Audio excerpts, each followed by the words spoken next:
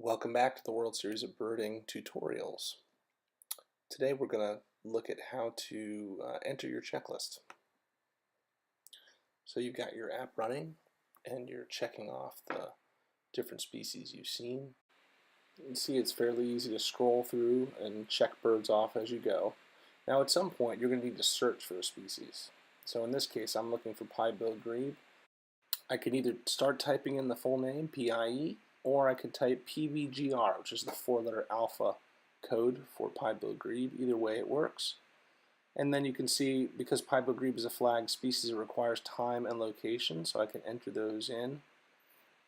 And once I've entered those in, all I need to do is check the documentation complete box at the bottom and then submit. Now in this case, the whole team didn't see the bird, so I have to check the not ID by all. And then I hit submit, and I can see piebald grebe now has the 95% flag, and then it shows up in my partial team 95% rule tally. And notice there are no 95% rule birds allowed yet, so we're going to need to make up some ground before we can count that piebald grebe. Either that, or the other teammates need to see it later on in the day. So we're clicking away on our list, seeing lots of birds.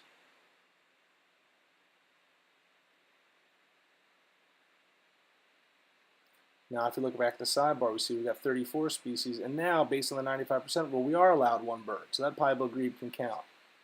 So the World Series of Birding app is actually doing a little math for you, which is great. Now you see I can search for piebald grebe and go back and uncheck the not ID by all once the rest of the team has seen it. You can see now in the sidebar that we don't have any more birds in our 95% list, although we're still allowed one. So let's say we saw a species that's not on our list. Well, again, we can search for it. We notice that there's nothing found, so then we can click on Add Write-in Species. It autofills whatever we had been searching for, and then we can say yes, this is a new species. It automatically brings us in the details section, because for a write-in we need to provide time, location, and specific details about the sighting, such as how we ruled it out from other species. We can also check off whether it's a stakeout bird or previously shared with other teams, which will allow the vetters to vet them much more easily.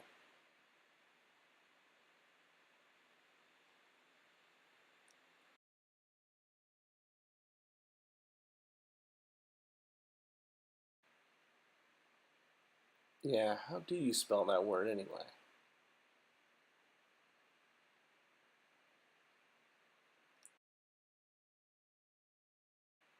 Again, once you're done putting in all your documentation, check off the documentation complete button and submit, and you'll see all the write-in species pop to the top of your list, and they're noted with a red flag.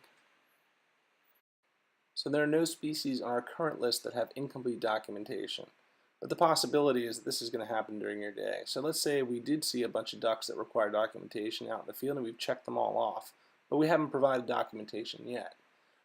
Let's also add some species to the list of 95% rule birds, or birds that were not seen by the entire team.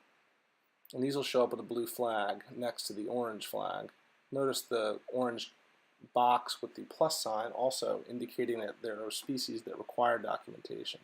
Look in the sidebar, we see 9 have incomplete documentation and 2 are partial team 95% rule birds.